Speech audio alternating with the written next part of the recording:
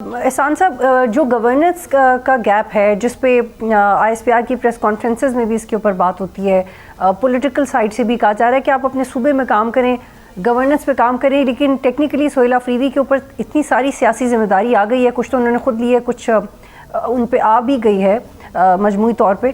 اس میں آپ کو نہیں لگتا کہ آپ کے پاس ایک سپیس تھی کہ آپ بطور اپوزیشن کچھ ایسا کرتے کہ آپ ایک پریشر گروپ بن سکتے پی ٹی آئی کے اوپر، کہ پی ٹی آئی پہ گورننس کا پریشر جائے؟ فار ایگزامپل اگر سہیل آفریدی کہیں کہ بھائی میں تو نیا آیا ہوں، مجھے کیا پتا گورنمنٹ کا کیا کرنا ہے ابھی، لیکن سیلاب کے معاملے میں تو سہیل آفریدی کام کر رہے تھے نا، so you could build up some pressure جس میں پرفارمنس کا پریشر جاتا اور پھر چیزیں سیاسی طور پہ آگے بڑھتی، لیکن آپ لوگ بھی تو کچھ نہیں کر رہے.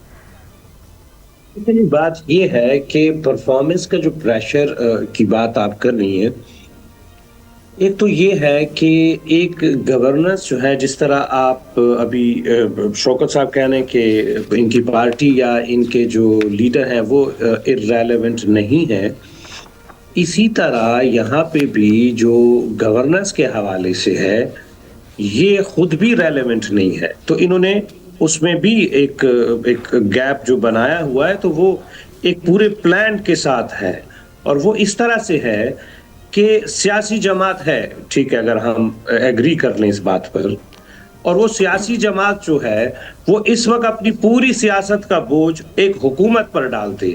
تو پھر مجھے شوکت صاحب بتا دیں کہ ان کی سیاسی پارٹی کا پھر اپنا کیا کردار ہے.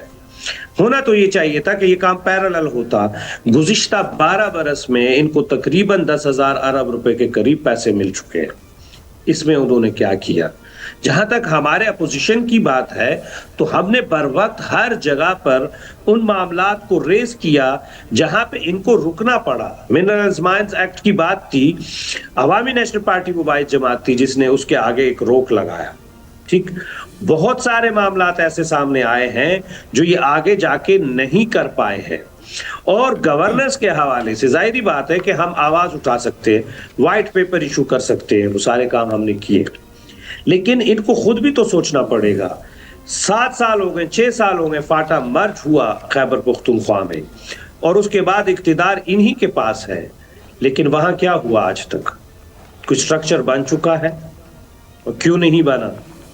اور اگر یہ اس صوبے میں اپنے اختیار کو ایکسرسائز نہیں کر سکتے، جو بات یہ ہو رہی ہے، میں بالکل بھی نہیں کہتا، شوکت صاحب کہہ رہے ہیں کہ کیا مداخلتیں نہیں ہوتی رہی، ہم تو آج بھی کہتے ہیں کہ آج اس سے بھی زیادہ ہے. آج تو اس بدترین جگہ پہ پہنچ چکی ہے کہ جہاں پہ سیاسی اور سویلین گورنمنٹ تو بس آپ نام کی رہ گئی. لیکن کیا شوکت صاحب مجھے یہ بتانا پسند کریں گے کہ اس جگہ پر پہنچانے والے کون ہیں؟ کیا آپ لوگ نہیں ہیں؟ کیا پی ٹی آئی نہیں ہے؟